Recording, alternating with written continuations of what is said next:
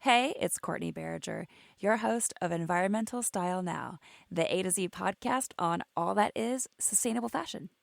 Now, on this episode of ES Now, I'm with Emma Riley of Lonely Whale, here to discuss sustainable strategies in ocean conservation.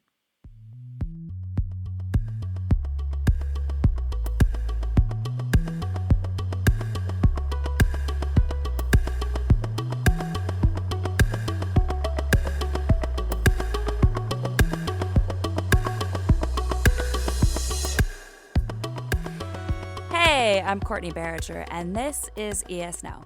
Today, I'm with Emma Riley, the Director of Strategic Partnerships of award-winning Lonely Whale, an incubator for courageous ideas that drive impactful, market-based change on behalf of our ocean. In her role, Emma serves as brand strategist, focusing on building cross-industry and cross-cultural partnerships and spearheading radically collaborative efforts that strengthen Lonely Whale's global presence and impact. Let's jump right in. So Lonely Whale, we're a small and very young ocean health NGO, started about 4 years ago in New York City by Lucy Sumner and Adrienne Grenier. And we launched our organization because we realized there was a disconnection between sort of the advertising, marketing, entertainment industry space and those working within the American environmental movement, but very specifically within ocean health.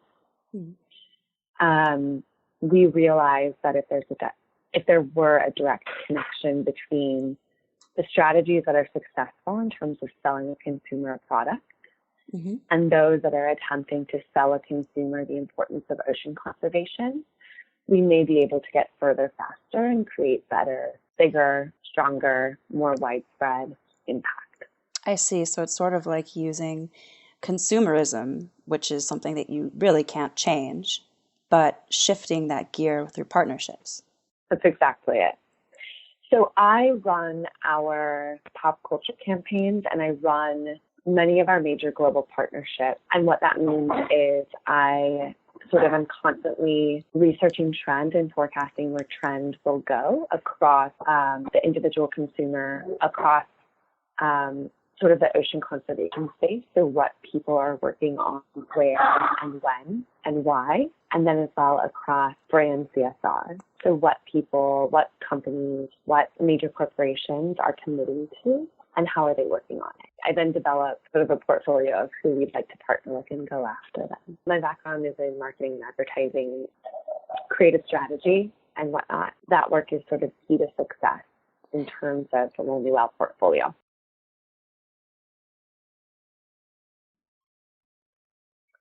We did run a Straw with Ocean campaign, that is right. We run major pop culture campaigns focused on shifting behavior, both in big business as well as within sort of the individual consumer, in a way in which we're creating an impact, a positive impact for our ocean. So what that means is, what sunscreen are you choosing? Are you using little plastic baggies to wrap your child's sandwich in them when you send them off to school? Why are you asking for 2 straws when really you don't want any? And then how can we, as Lonely Whale, create such an intriguing conversation around that one choice you're making that you no longer make that choice. And in fact, every time you go to make that choice, you go to make that decision, you go to ask for that item or look for it in the drugstore, you switch your thinking and you immediately think about what you can do that's positive in regards to our ocean. Brilliant. Who came up with the campaign slogan, #StopSucking? We worked with a wonderful creative agency in the city of Seattle. The agency is called Possible. And quite frankly, they pitched us that concept. They pitched us sort of the overarching notion of, let's just talk about, frankly, how stupid sucking on a single-use plastic straw actually is. Let's not go any deeper than that. Because it kind of is. You know, I mean, there are certain instances, if you have a child, if you have a certain form of a disability, I mean, where you do truly need them. We have acknowledged those through and through in terms of our campaign and the work that we've done. this creative agency was really brilliant in just saying, let's just hit them straight on the head. Like, let's bonk them right over the top. We think that that might be most successful. And we kind of thought, yeah, why not try just that? Slapstick humor. No one had tried that before in the ocean conservation space. Truly slapstick humor. I mean, if you look at the PSAs that we put together for that campaign, one of them is an octopus arm slapping single-use plastic straws out of people's faces, then set to a soundtrack. I don't know if you've seen that piece of content. We produce all of our original pieces of content in-house. I sort of sit at driving those. I mean, the first was that total slapstick. The second was a handful of celebrities confessing to camera about how often they suck. You know, I mean, it's just complete slapstick humor. This creative agency in Seattle was dead on right. They were so accurate in just saying, you know what, let's take this angle. No ocean health organization has taken it before. We trusted their really brilliant team, and fast forward 2 years, it's now a global movement. A lot of partners, a lot of other organizations working on it at the same time, a lot of individuals really taking it on as their own. That's movement making. But it started with slapstick, and it's really fun to direct back to that, because people typically don't affiliate slapstick humor with the environmental movement. Yeah, not at all. Usually it's very like serious. And so in that campaign as well, it kind of gave way to Seattle changing its laws. It did. Seattle was the first city to pass legislation in regards to single-use plastic straw, and we now have seen that ripple effect elsewhere, which is really wonderful to see. We know that when we create a safe space for consumers to have fun within in regards to ocean conservation efforts and the choices they're making, brands will notice. And we know that corporate commitment can lead way to shifts in legislation, shifts in policy, and vice versa. But we have released sort of our second pop culture campaign called Hydrate, and we released it this summer. Within about a month of the release of it, we saw both Pepsi and Coca-Cola commit to shifting a brand of their single-use plastic water bottles to an aluminum product. And I have no doubt that their commitment and other commitments to come, triggered by this fun and very silly, lighthearted campaign we'd launched a month prior, will set in place policy in the years to come. It takes time. Seattle was a really rare occurrence in that the city caught wind of a campaign we were producing and stepped forward asking us to align with their announcement in regards to legislation. They're all connected. It's one solar system, consumer behavior, big business behavior, and policy shifts. They are hand in hand in hand. And the more often we as activists recognize that, I think the closer we'll get to creating real change in the world. That's incredible. Your ideas and your team's ideas are shaping legislation and corporate commitments. How does that feel? It's really fun. It's really fun. You know, our executive director, she knows, as do sort of, you know, most of those on our team, that it pays to go big or go home. Like, it pays to look at your slugging percentage versus your on-base percentage, because that one big win has really set the world ahead in a way that your bunts just wouldn't have. We constantly try and hit grand slams. We fail, and frankly, quite a few of the ideas don't even come to market. But when they're good, we bring them. And more often than not, they create real change. You yourself have been named an up-and-coming culture creator. Mm-hmm. How funny is that? That's amazing. Yeah. You know, it's funny. Culture is like such an overused word right now, but I'm really happy to hear it and be affiliated with being a culture creator. If it's a position for good, you know what I mean? So I mean, the same with you, right? You're doing the same thing for good. It's, in that sense, I'm like very happy to be considered a culture creator.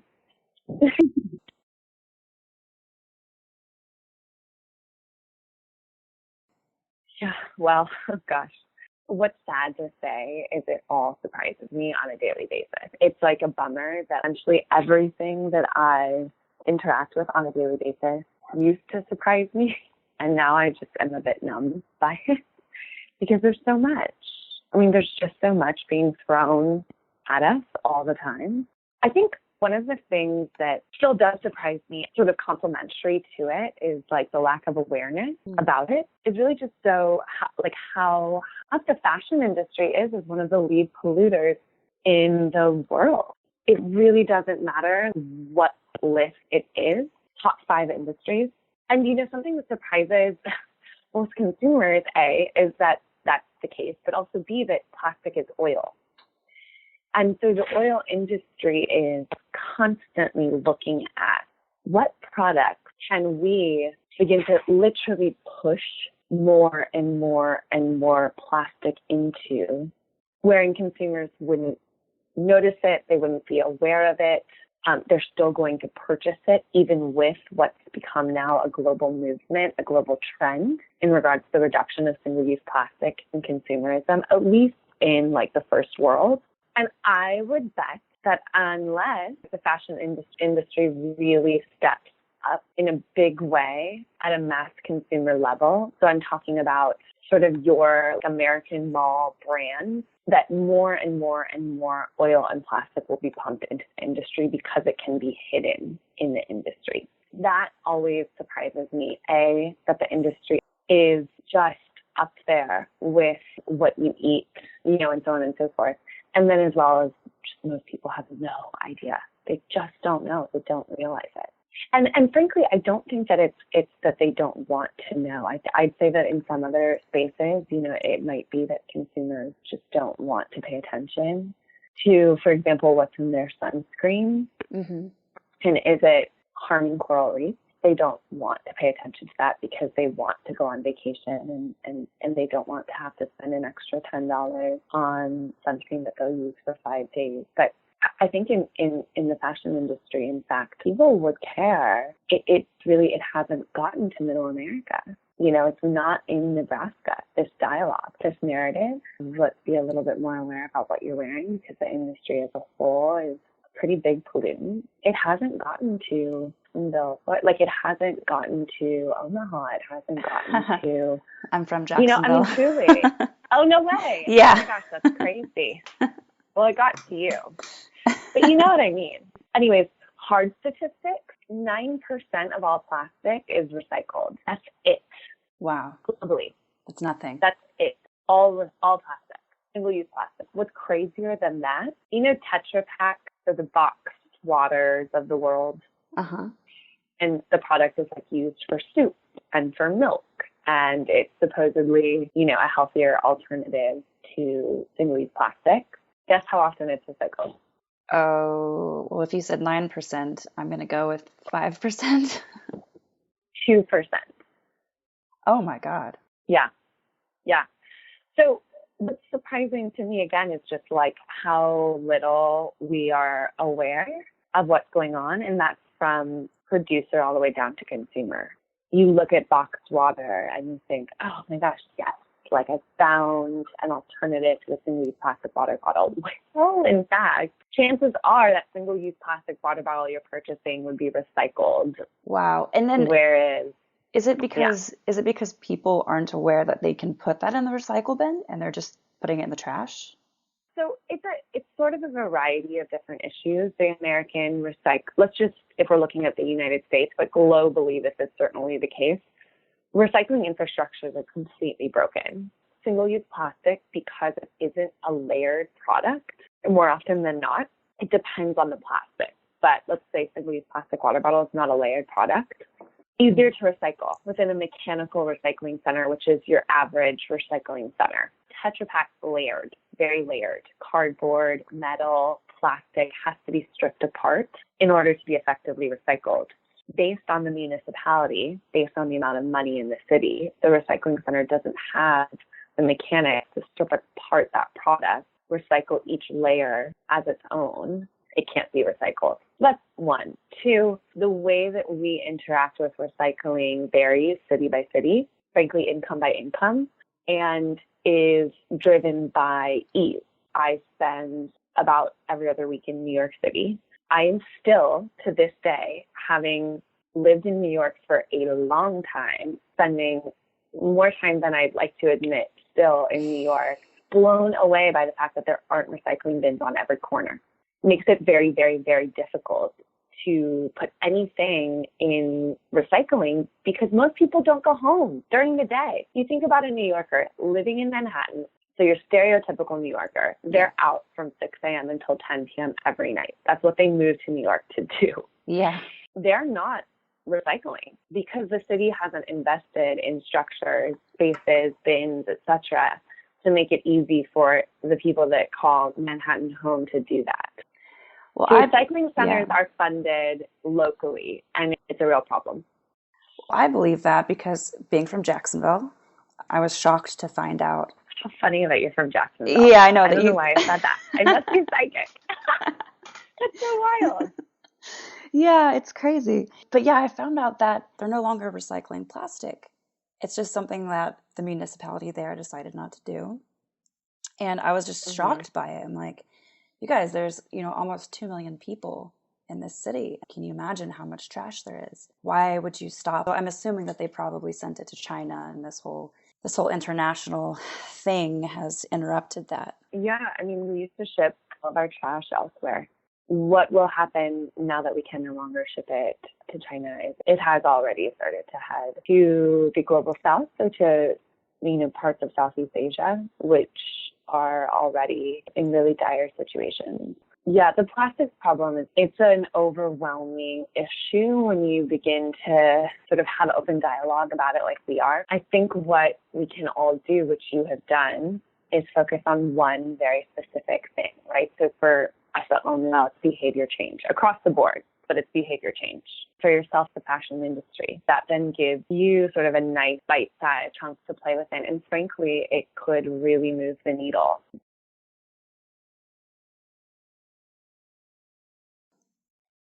So not yet, but we are actively researching what a campaign will look like.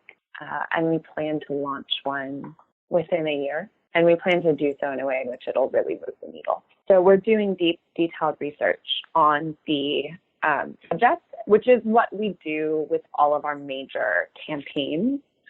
We spend 6 to 8 to a year's worth of time researching the subject matter. Yeah, I would say that's incredibly necessary. And how can the fashion industry and consumer brands reduce their amount of waste? I'd like to ask brands to listen to their consumers more deeply. And what I mean by that is there's a younger generation that will own the majority of the market in a few years in terms of purchasing power. And they're on the street. They are out loud saying, we don't want your filth. We don't want your plastic pollution. We don't want your mass consumerism. I, generally speaking, and this definitely taps into the fashion industry, I want executives, I want those that make the decisions at the stores that are at the malls across America where 14-year-olds are shopping to spend time listening to those 14-year-olds. They're starting to, but if they did, they'd pick up on, they would hear a shift in the dialogue, at least within the United States, in regards to the way a younger generation is purchasing. They're purchasing local, they're purchasing sustainable, they're purchasing from brands with transparency across their supply chain. And I think that we'd all be in a better place if sort of the C-suites of the world spent time speaking to the 14-year-olds of the world, really understanding what's important to them and what will be important to them in the next 10, 20, 30 years. One of the surprisingly problematic trends out there is the donation of clothes. We offset what we have in our closet to those in need. And more often than not, they end up sitting in a landfill. As a consumer, try and thrift, buy secondhand. I have a very good friend. I'm going to plug a brand if it's okay with you. No, go ahead. Right now. but I have a very good friend who she's based in Paris, and she has made it her mission to recognize the importance of shopping secondhand. Her brand is called Supermarché, and the way that she does that, she upcycles all secondhand clothes, cuts them apart, employs women at a rate that is a livable wage in Paris, create new designs with these old secondhand clothes and sells them at affordable designer rates so that she can pay the women that she employs in the center of Paris. The clothing is beautiful. It is stylish. It is just top of the mark. She has made it her mission to think outside of the box. And it's small. She's one person creating a space for those 14-year-olds to find home in a way in which mass consumerism, big brands are not yet doing. So what I ask of big brands in the fashion space, again, is to listen to those 14-year-olds and look at, my friend who started this brand, Supermarché, and really tap into what they're doing well and what they're doing for themselves and for their peers. That's really, really cool. I'm also a big fan of secondhand. I buy everything on Poshmark. Yeah. If I can afford it, Reformation. I'm always looking for that price point that's just going to make me happy. I'd love to hear about one of your favorite moments since joining Lonely Whale. Oh, and I'd also love to hear how you got started and how you were compelled to take it up as a career. Oh my gosh. Such a hard question. Because there are so many. My favorite moment since joining Lonely Whale is watching the diversity of the movement grow and grow and grow and grow. The space now, compared to what it was 4 or 5 years ago, is so drastically different. It could get more diverse. And I want to be very clear that it is not yet at a place where we as activists can claim that we're like wholly inclusive. The space has just become a really wonderful mixing melting pot in a way that it wasn't a few years ago. It's not specific to Lonely Well, but it's something that has happened during the time that I've been being in the space, and it's been really cool to watch. A friend of our organization, really brilliant activist, Sean Heinrich, a real sort of Batman in the space. He's an in-the-field ocean conservation activist. He has single-handedly shifted cultures away from terrorizing certain creatures to respecting them. There are communities that have fished and fished and fished and fished and fished and fished and fished for years, and they're running their well dry in terms of one species or another. And he looks at that and he works on changing that in that area locally with respect for the local culture. And it's amazing work. Very recently, are you familiar with CITES? I'm not, no. So if you look it up, it's sort of the global organization that puts species, flora and fauna, on endangered. And it's harder than you'd imagine to get a species on an endangered list for various reasons. Countries have to come together and vote as a unit, as a global voice, to put a certain species on an endangered. It's really hard. It's depressingly hard. There's a species called the mako shark. So we know sharks are apex predators. They're extremely important in the ocean. They essentially keep the ocean in balance. The mako shark was going extinct. Just this past year, Sean fought tooth and nail in our organization, joined him in the fight to get the mako shark on the endangered list. It was essentially the last chance we had to prevent the mako shark from going extinct. Sharks are and we got them protection. And this was not that long ago. This was like maybe 2 months ago. So amazing to see a band of organizations come together, work with this real leader in the space to make it a reality. I had no idea it takes so much effort. It is wild, no one knows, which is a problem, but we infiltrate with that Batman character of ours. We're like, we'll support you. We're like the Batmobile, and he just goes in. You guys are really moving mountains. It's so obvious. What's the future like if we continue on without changing anything? Yeah. Truly, we have about 10 years until we really start to see very clearly and very obviously a shift in our natural environment. We started to see it. My partner and I live in Northern California, and We have been completely suffocated for a few weeks every fall from fires up north. I have a few friends that were displaced, and one friend who had her home burned down in Sonoma this year. So it started to happen. We have about 10 years before hell breaks loose. I hate to say it, but it's the truth. And the world changes at a pace that we just can't control. I'll also say that there's more being done now than there has ever been done. And that's awesome and amazing. And it's up to us to keep championing it and keep doing it on a daily basis so others feel as though they can too, to not hit that 10-year mark. The Industrial Revolution set us back so far. It's not their fault. They had no idea that what they pumped into rivers would stay there for hundreds of years. I mean, God, they're finding seahorses in and around Manhattan's waterways now, again, after those waterways were polluted for, years and years. Small efforts, local cleanup, schools speaking to the issue, awareness, training kids as to how to work in their communities can make a difference. They're now finding seahorses. Oysters are being planted and growing again in New York's waterways. No one ever thought that would happen. 50 years ago, no, they were just completely polluted. We can all create change, and we can all create change that matters. We can do it locally, and we can do it virtually. We can do it on a mass scale. We can do it at a very small scale. It all contributes to us not hitting that 10-year mark where we turn back the clock. I just want to say again, thank you so much for taking the time to tell me all about what Lonely Whale is doing. I think if not now, very soon, everyone will be thanking you.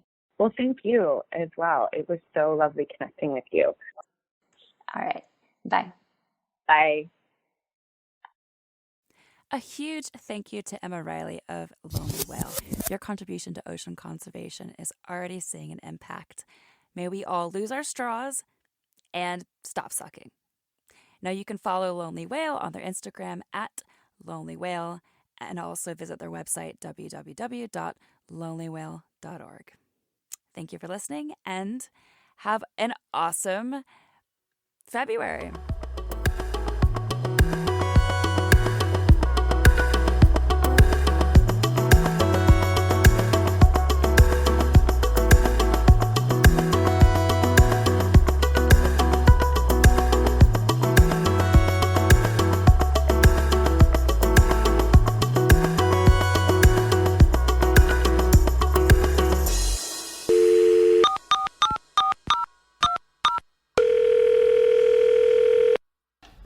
Hey, this is Andrea in Cedar City.